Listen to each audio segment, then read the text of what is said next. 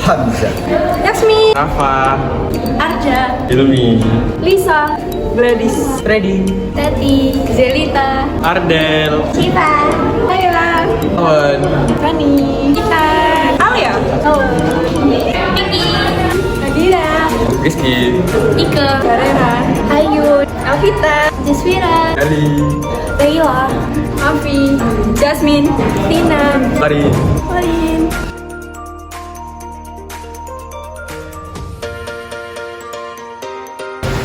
Jalan-jalan entah kemana.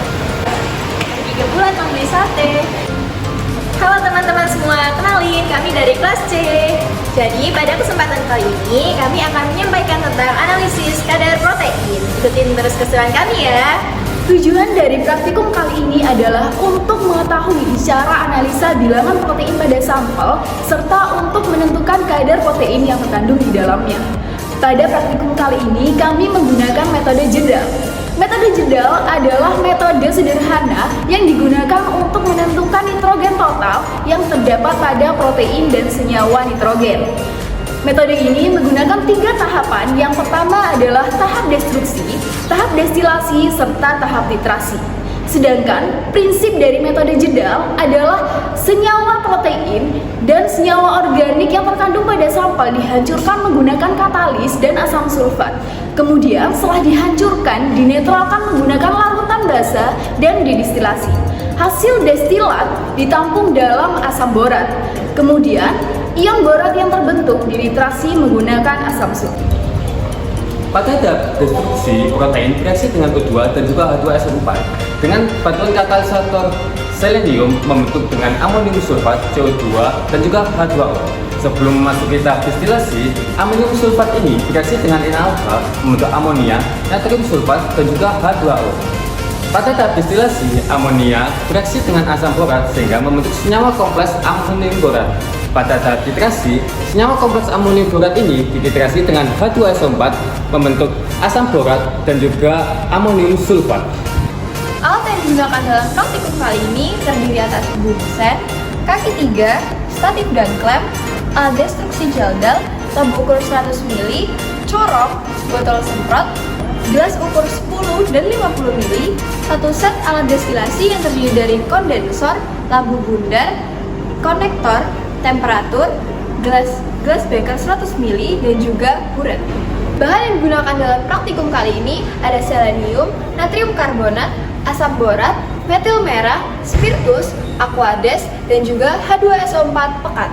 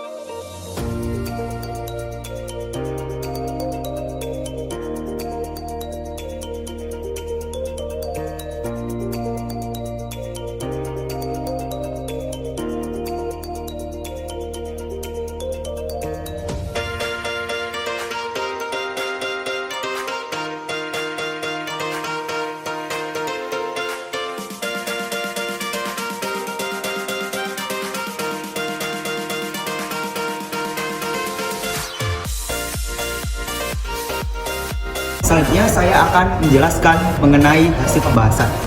Protein merupakan polimer alami yang tersusun atas monomer asam amino dengan rumus kimia COOH, RH, NH2.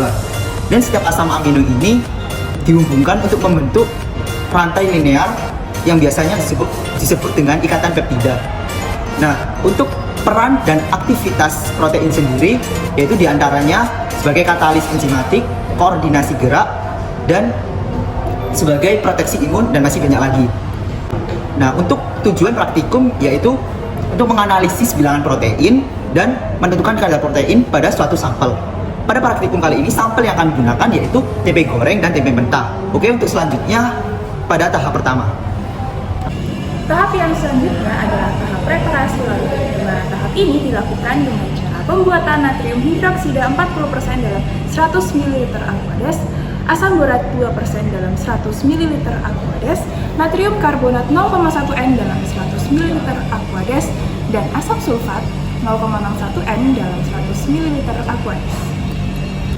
Tahap destruksi merupakan tahap pemotongan ikatan pada sampel menggunakan asap kuat dan pemanasan, sehingga dapat memisahkan nitrogen dari protein yang berikatan dengan katalisator pada tahap destruksi tersebut.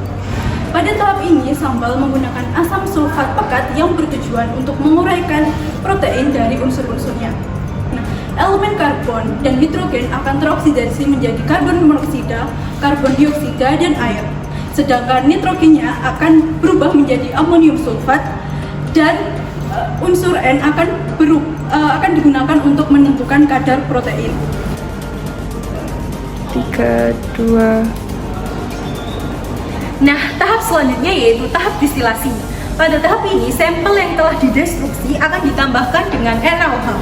Fungsi dari penambahan NaOH yaitu untuk membebaskan gas amonia yang nantinya akan ditangkap oleh asam borat. Fungsi dari asam borat ini sendiri yaitu untuk mengubah gas amonia menjadi kompleks amonium borat.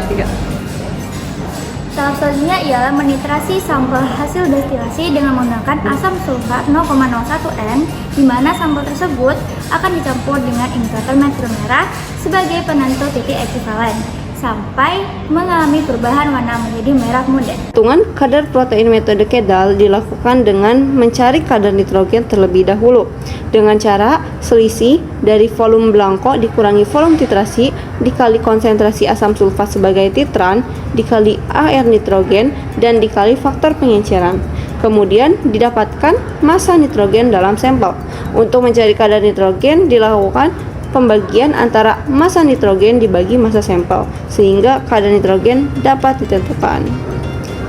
Setelah itu, untuk mendapatkan kadar protein dilakukan dengan mengkalikan kadar nitrogen yang sudah didapatkan dengan faktor konversi sesuai sampel yang dianalisis.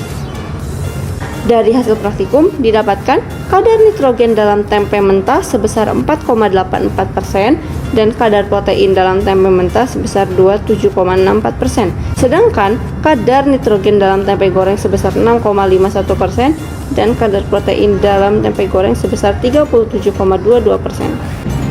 Setelah didapatkan percobaannya, hasil sampel pada tempe mentah dan tempe goreng memenuhi standar nasional Indonesia, yang dimana memiliki rata-rata kadar protein yang sebesar 16%, yang dimana sesuai dengan SNI 3144/2009. Berdasarkan percobaan yang telah dilakukan, dapat diambil kesimpulan bahwa yang pertama, yaitu kadar protein pada sampel tempe mentah dan juga tempe goreng didapatkan sebesar secara berturut-turut yaitu 27,64% dan juga 37,22%.